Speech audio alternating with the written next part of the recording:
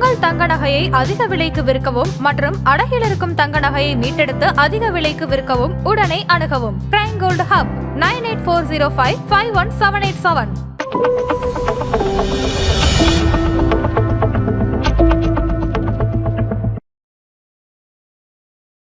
2026 banking and financial service ஓரளவுக்கு நல்லா இருக்கும்னு எதிர்பார்க்கலாம். ஏன்னு கேட்டீங்கன்னாக்கா subject to the revision of rate of interest both federal and also அவங்க ஆர்பிஐ.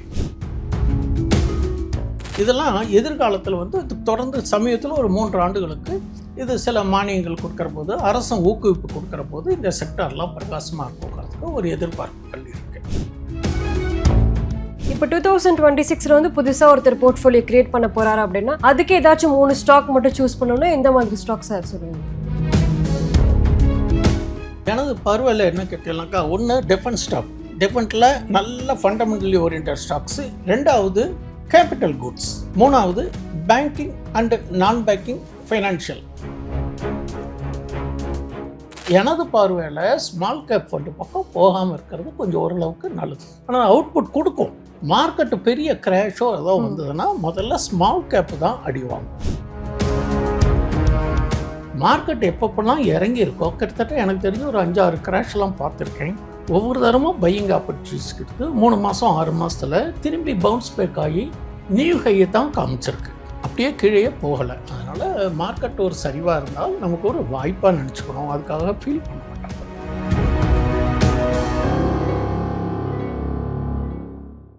ஆதன் பிஸ்னஸ் நேயர்களுக்கு வணக்கம்.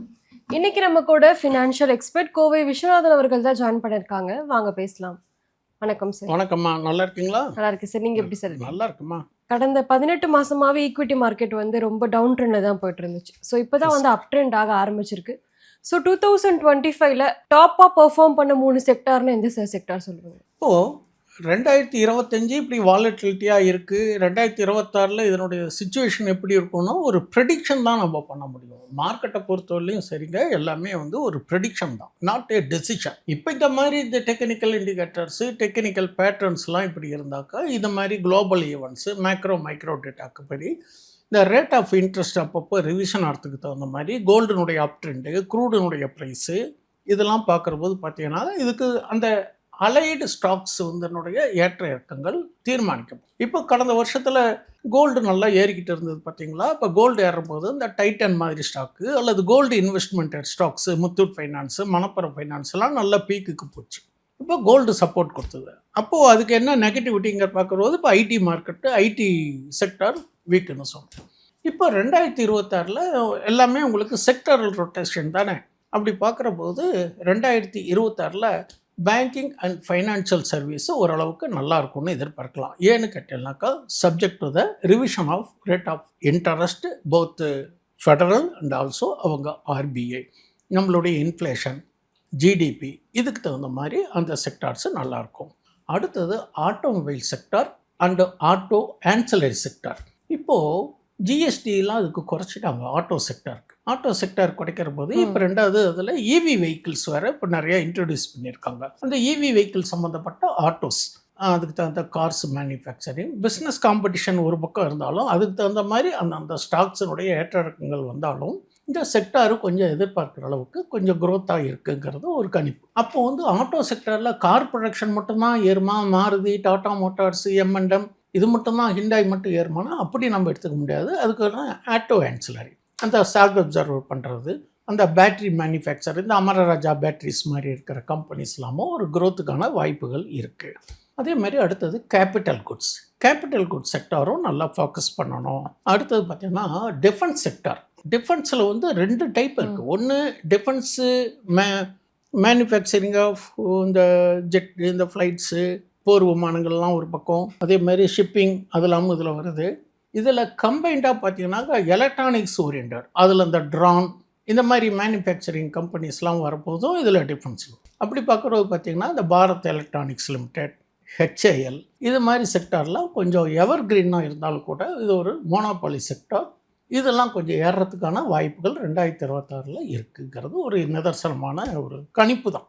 அடுத்தது பார்த்தீங்கன்னாக்கா ரெனியூவபிள் எனர்ஜி. இப்போ எல்லாமே க்ரீன் எனர்ஜி, ரெனியூவபிள் எனர்ஜிக்கு வந்துடும். அப்படி பார்க்குற போது பார்த்தீங்கன்னாக்கா அந்த எனர்ஜி செக்டார் நல்லா ஃபோக்கஸாக இருக்குங்கிறது ஒரு எதிர்பார்ப்பு. அப்போ எனர்ஜி செக்டார் இருக்கிற போது இந்த வாரி எனர்ஜி, இந்த ப்ரீமியர் எனர்ஜி, இந்த கேபி எனர்ஜி, இது மாதிரி என்டிபிசி எனர்ஜி, இது மாதிரி ஸ்டாக்ஸுக்கெல்லாம் ஒரு ஃபோக்கஸ் பண்ணலாம். இதெல்லாம் எதிர்காலத்தில் வந்து தொடர்ந்து சமயத்தில் ஒரு 3 ஆண்டுகளுக்கு இது சில மானியங்கள் கொடுக்குற போது, அரசும் ஊக்குவிப்பு கொடுக்குற போது இந்த செக்டார்லாம் பிரகாசமாக இருக்குங்கிறதுக்கு ஒரு எதிர்பார்ப்புகள் இருக்குது. அடுத்தது முக்கியமான விஷயம், இப்போ எல்லாமே ஒரு டீ கடையில் போனால் கூட 15 ரூபாய்க்கு கூட டிஜிட்டல் பேமெண்ட்டு போடுறோம். அப்போ டிஜிட்டல் பேமெண்ட்டு போடும்போது அந்த டிஜிட்டல் பேமெண்ட் ஸ்டாக்ஸ் இப்போ ஜென்ரலாக இந்த பேடிஎம் இந்த மாதிரி ஸ்டாக்ஸ் எல்லாம் வந்து உங்களுக்கு ஓரளவுக்கு நல்ல ஒரு ஃபோக்கஸாக இருக்குது. பேடிஎம்லாம் நல்லா இறங்கிட்டு ஒரு நெகட்டிவ் நியூஸ்னால மறுபடியும் இப்போ பவுன்ஸ் பேக் ஆகிடுது. நம்ம எதை பண்ணினாலும் செலெக்ஷன் பண்ணாலும் டெக்னிக்கல் அண்ட் ஃபண்டமெண்டல் பார்த்து பண்ணணும். நான் இப்போ இதில் சொல்லக்கூடிய ஸ்டாக்ஸ் எல்லாம் எதுவும் பரிந்துரை இல்லை. இப்போ நீங்கள் சொன்ன மாதிரி consumer durables, FMCG, banking sector இது எல்லாமே வந்து நல்லா பெர்ஃபார்ம் பண்ணுறதுக்கு சான்ஸ் இருக்குது.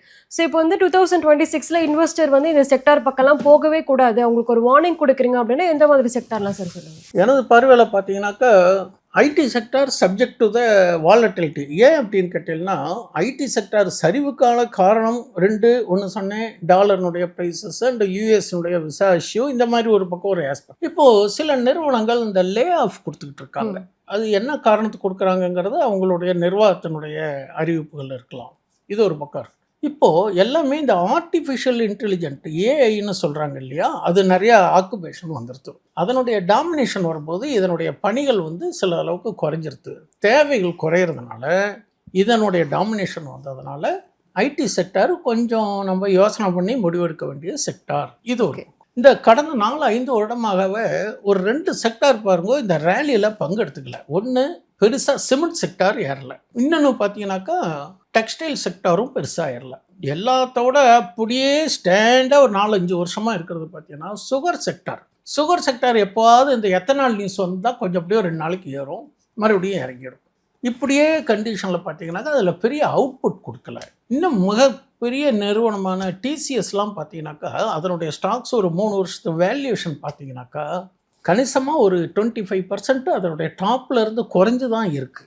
அது ரீசன் என்னன்னு கேட்டால்னா இந்த மாதிரி மல்டி வேரியஸ் குளோபல் நியூஸஸ்னாலையும் டாலர் ரிவிசஸ்னாலையும் இருக்குது. இப்போ 2026 வந்து புதுசாக ஒருத்தர் போர்ட்ஃபோலியோ கிரியேட் பண்ண போகிறாரு அப்படின்னா அதுக்கு ஏதாச்சும் 3 ஸ்டாக் மட்டும் சூஸ் பண்ணணும்னா எந்த மாதிரி ஸ்டாக் சார் சொல்லுவீங்க? எனது பார்வையில் என்ன கேட்டீங்கன்னாக்கா, ஒன்று டிஃபென்ஸ் ஸ்டாக்.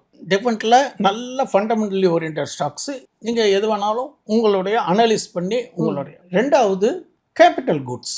3வது பேங்கிங் அண்ட் நான் பேங்கிங் ஃபைனான்ஷியல் கம்பெனிஸ், என்பிஎஃப்சின்னு சொல்லுவாங்கள்ல, இது பண்ணுங்க. இது 3லையும் நீங்கள் சரியான விதத்தில் பண்ணுங்க. எந்த இன்வெஸ்ட்மெண்ட்டாக இருந்தாலும் சந்தையினுடைய ஏற்ற இறக்கங்கள், அப்ஸ் அண்ட் டவுன்ஸ், ரிஸ்க் ரிவார்டை தெரிஞ்சு தான் நம்ம பண்ணணும். அப்போ என்ன ட்ரெண்ட் இருக்குன்னு பார்த்துக்கோங்க. அந்த ட்ரெண்டுக்கு தகுந்த மாதிரி நீங்கள் இன்வெஸ்ட்மெண்ட் பண்ணுங்க. ஒரு இன்வெஸ்ட்மெண்ட்டோ எஸ்ஐபியோ பண்ணினால் குறைந்தது 3 ஆண்டுகளுக்கு இருந்தால் தான் அதனுடைய என்ஏவியை நம்ம அசஸ் பண்ண முடியும். ஒரு வருஷம் போட்டுட்டு ஐயோ அது இறங்கியிருக்குன்னு நம்ம க்ளோஸ் பண்ணக்கூடாது, சுவிட்ச் ஓவர் பண்ணக்கூடாது. அதுக்குன்னு ஃபண்டு மேனேஜர்ஸு, அதுக்குன்னு ஃபினான்ஷியல் அட்வைசர்ஸு, மியூச்சுவல் ஃபண்டு டிஸ்ட்ரிபியூட்டர்ஸ் எல்லாம் இருக்காங்க. அவங்கள கேட்டுட்டு முடிவெடுங்க. 2வது நம்ம போகிறோம் ஒரு ப்ளே ஸ்டோரில் போய் பண்ணுறோம், ஏதோ ஒன்று போடுறோம் வாங்குகிறோம்னாக்கா நாளைக்கு ஒரு சந்தேகனாலும் யார்கிட்டையும் கேட்க முடியாது. அதனுடைய அடிப்படை விதிகள்னால் நமக்கு தெரியாது. நிறைய விஷயங்கள் இருக்குது. ஒரு ஃபண்டுன்னு எடுத்துக்கிட்டிங்கனாக்கா நிறையா ஃபண்ட் இருக்குது. ஆக்டிவ் ஃபண்ட் இருக்குது, பாசிவ் ஃபண்ட் இருக்குது, ரெகுலர் இருக்குது, க்ரோத் இருக்குது. இதில் 2வது கான்ட்ரா ஃபண்ட் இருக்குது, mid gap, large cap, small cap, flexi gap, இதெல்லாம் ஒரு பக்கம். சரி, இன்னொரு பக்கம் பார்த்தீங்கன்னாக்கா டிஃபென்சிவ் ஃபண்டு, டெப்ட் ஃபண்டுன்னு இருக்குது. டெப்ட் ஃபண்டுலாம் ரொம்ப சேஃப்டி கூட. டெப்ட் ஃபண்டு மீன்ஸு நம்ம டைரெக்டாக போய் ஒரு பாண்டில் பண்ணுறத விட ஒரு டெப்ட் ஃபண்டை தேர்ந்தெடுத்துட்டா அந்த fund managers can do that job. நமக்கு ஓரளவுக்கு நல்ல அதில் செலக்டிவாக ஒரு ஃபண்டு எடுக்கிற போது பார்த்திங்கன்னா அசட் அண்டர் மேனேஜ்மெண்ட்டுன்னு சொல்லுவாங்க, ஏயுஎம்னு. அது எது ஹையில் நிறையா இருக்காங்களோ அது ஓரளவுக்கு சிறந்ததுன்னு என்னுடைய தனிப்பட்ட கருத்து. வெறும் ஸ்டார் ரேட்டிங்கை மட்டும் பார்க்கக்கூடாது. ஸ்டார் ரேட்டிங்கிறது கடந்த ஆண்டு அதனுடைய பெர்ஃபார்மன்ஸுக்கு கொடுக்கறது. பிஸ்னஸ் காம்படிஷனில் இன்னொருத்தர் வந்து சைடு எடுத்துகிட்டு இந்த கார் ரேஸில் பண்ணிங்கன்னா கார் ஒன்று போகும், இன்னொன்று சைடு எடுக்கும், இது மாதிரி தான். அது ரேசிங் தான். Business is also one of the racing தான், போட்டி தானே. அவங்கவுங்க என்ன ப்ராடக்ட்ஸ் எப்படி கொடுக்குறாங்களோ அதுக்கு தகுந்த மாதிரி ரேட்டிங் ஏஜென்சிஸ் கொடுக்குறது தான் ஸ்டார் ரேட். அதனால் எல்லாத்துலேயுமே ஒரு ஃபண்டமெண்டல் பார்த்து செய்யணும். 2வது இன்வெஸ்ட்மெண்ட்டை ஒரே இடத்துலையே குமிக்காமல் பிரித்து போடணும். கோல்டு ஓரியன்ட் ஃபண்டு இருக்குது, கோல்டு ஓரியன்ட் ஃபண்டு இருக்குது, ஃப்ளெக்ஸி கேப் ஃபண்டு இருக்குது. கூடுமான வரையிலையும் இந்த ஸ்மால் கேப்பு எல்லாருமே ஃபோக்கஸ் பண்ணுறாங்க. அது என்ன ஐடியாலன்னு தெரியாது. எனது பார்வையில் ஸ்மால் கேப் ஃபண்டு பக்கம் போகாமல் இருக்கிறது கொஞ்சம் ஓரளவுக்கு நல்லது. ஆனால் அவுட்புட் கொடுக்கும். மார்க்கெட்டு பெரிய கிராஷோ ஏதோ வந்ததுன்னா முதல்ல ஸ்மால் கேப்பு தான் அடி வாங்கும். இந்த ஸ்மால் கேப் ஸ்டாக்ஸ் அடி வாங்குற போது இந்த ஃபண்டும் கொஞ்சம் கிராஜுவலாக பாதிக்கும். திரும்பி எல்லாமே ரிவைஸ் ஆகிடும். மார்க்கெட் எப்பப்பெல்லாம் இறங்கியிருக்கோ கிட்டத்தட்ட எனக்கு தெரிஞ்சு ஒரு 5-6 கிராஷ்லாம் பார்த்துருக்கேன். ஒவ்வொரு தரமும் பையிங் ஆப்பர்ச்சுனிட்டிஸ் எடுத்து 3 மாதம் 6 மாதத்தில் திரும்பி பவுன்ஸ் பேக் ஆகி நியூ ஹையை தான் காமிச்சிருக்கு.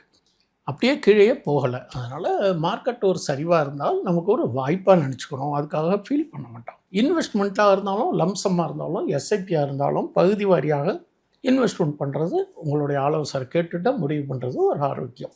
செக்டார்ஸ் பற்றி நிறைய விஷயங்களை சொன்னீங்க, ரொம்பவே நன்றி சார். மீண்டும் அடுத்த வாய்ப்பு கொடுக்கும் பொழுது கூடுதலான தகவலை பகிரலாம். ஆதன் பிஸ்னஸ்க்கு நன்றி, நேயர்களுக்கு நன்றி.